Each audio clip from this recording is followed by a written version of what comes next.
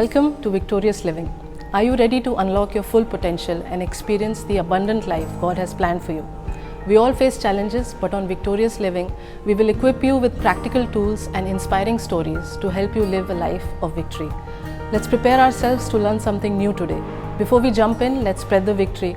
Share this video with someone who needs a fresh perspective.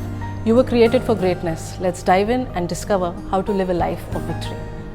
Victorious living के एक और episode में आपका स्वागत है। आज मैं आपको reminding God of what he said के ऊपर बताने जा रही हूँ। इससे पहले हम प्रार्थना करेंगे और प्रभु का धन्यवाद देंगे कि प्रभु ने हमें मौका दिया है कि आप तक हम पहुँच सके, और धन्यवाद के साथ ये प्रोग्राम को शुरुआत करेंगे। ये प्रोग्राम का मकसद है कि आप तक हम परमेश्वर के वचन को और प्रार्थना को पहुँचा सकें, ताकि आपका जीवन अच्छा हो, विक्टोरियस हो, because you are the centre of God's idea.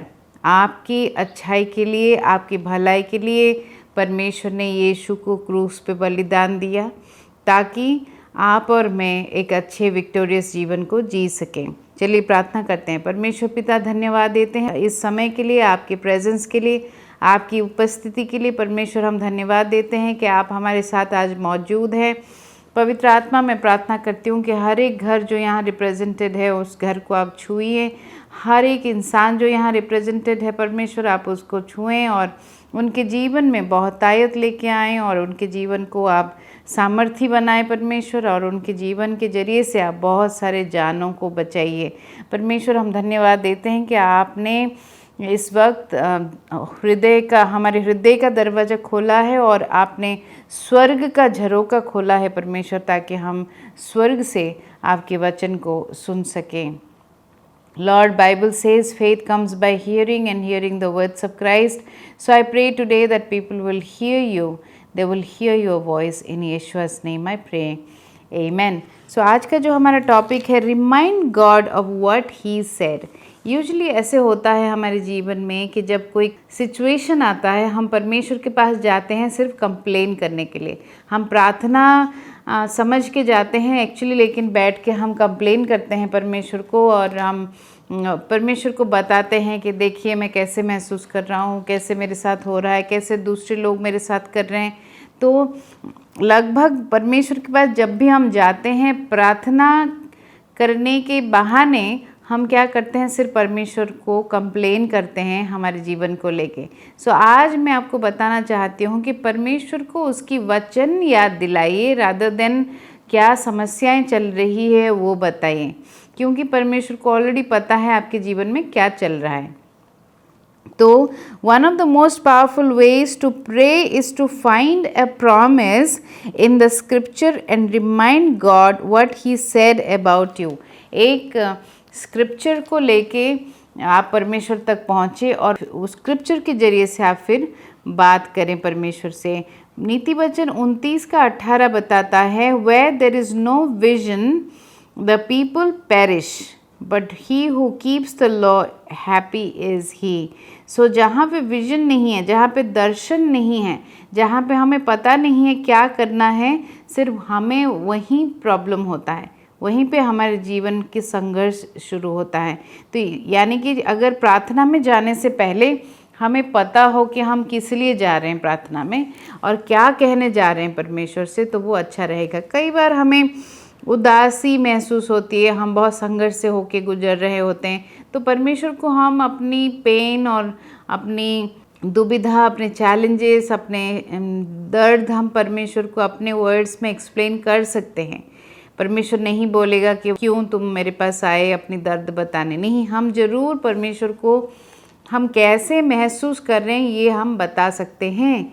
लेकिन हम जब भी उसके पास आए, हम शिकायत ना करें, लेकिन उसके वचनों को उसको याद करें। जैसे कि Jeremiah 29:11 says, For I know the thoughts that I think towards you, says the Lord, a thought of peace and not of evil, to give you an expected end. So ये वचन मेरा लाइफ की बहुत करीब है। King James version में ये लिखा है, I will give you an expected end. So मेरा सवाल आपसे ये है कि जब आप परमेश्वर के पास आते हैं, क्या आप कुछ अच्छा एक्सपेक्ट कर रहे हैं? क्या एंड आप एक्सपेक्ट कर रहे हैं, उस एंड के हिसाब से परमेश्वर अपना वादा पूरा करेगा, आपकी प्रेयर को पूरा करेगा। यहाँ पे हम ऐसे परमेश्वर को रिमाइंड करें, God you said I am blessed and I can not be cursed. God, you said with long life I would satisfy you. God, you said your favor is not for season but for lifetime.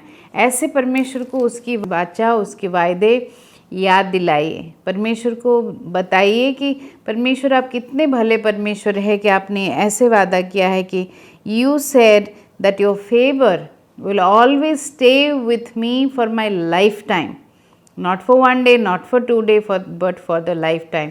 So Jeremiah 29 verse 11 जैसे यहाँ पे लिखा है कि मैं जानता हूँ तेरे लिए मैं क्या सोचता हूँ, तो तेरे लिए जो मेरी सोच है वो शांति की सोच है और मैं तुझे हार में नहीं करना चाहता हूँ और तू जैसा चाहेगा मैं तुझे वैसे ही दूंगा। तो आप क्या चाहते हैं परमेश्वर से? What are you expecting from God? So when you come to God, remember that you have to bring him his promises.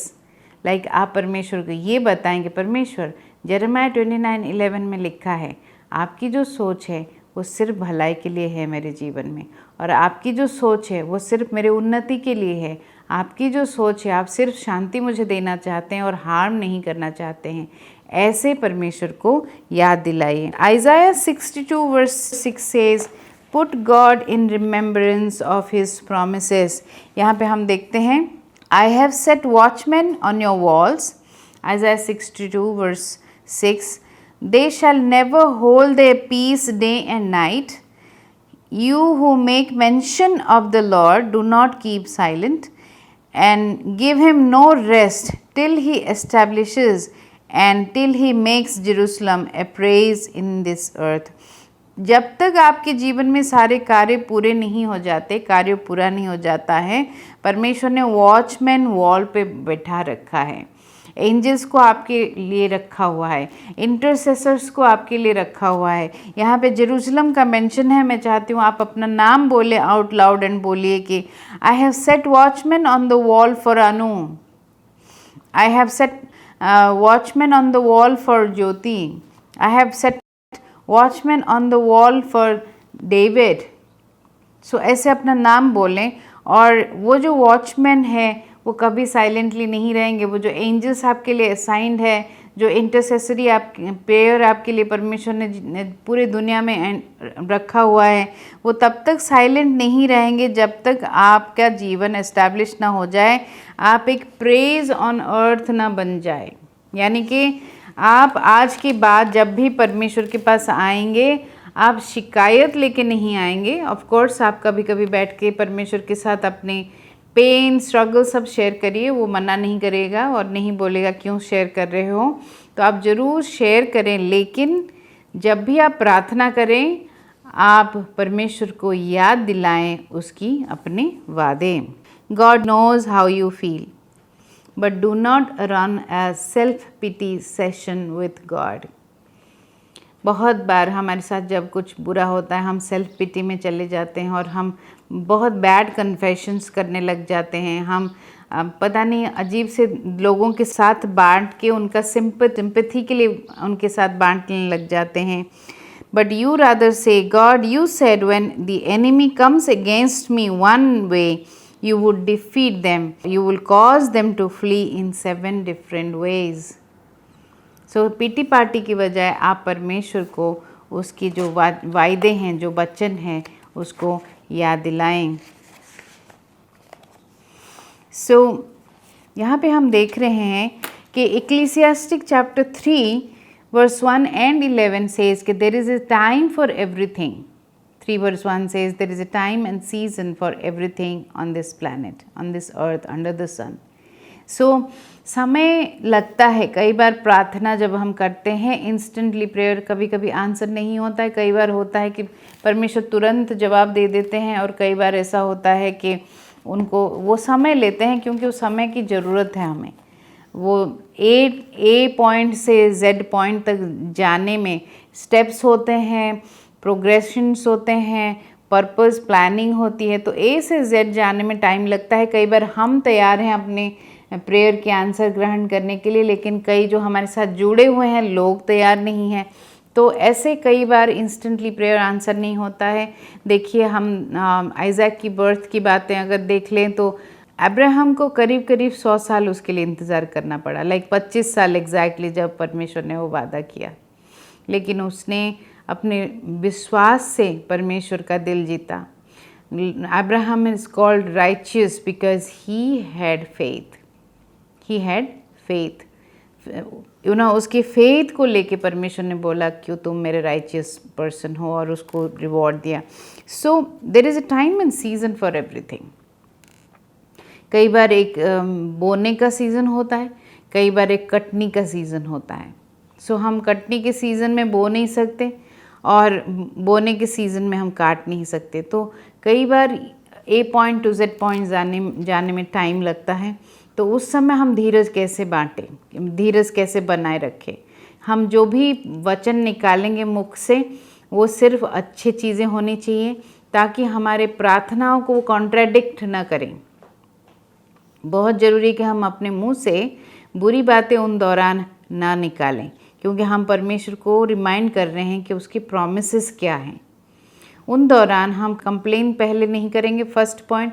Second point कि हम अपने मुख से बुरी बातें नहीं निकालेंगे। दूसरे के साथ जब हम बातचीत कर रहे हैं, डिस्कस कर रहे हैं, हम बिल्कुल कॉन्ट्राडिक्टरी चीज़ें हम अपने मुख से नहीं निकालेंगे, क्योंकि आज हम सीख रहे हैं कि कैसे अप्रोप्रिएटली हम प्रार्थना करें। जब हम परमेश्वर के वचन को लेके प्रार्थना करते हैं, वो वचन में ज़्यादा सामर्थ होता है, क्योंकि एंजल्स जो है वो सिर्फ परमेश्वर के वचन को समझते हैं।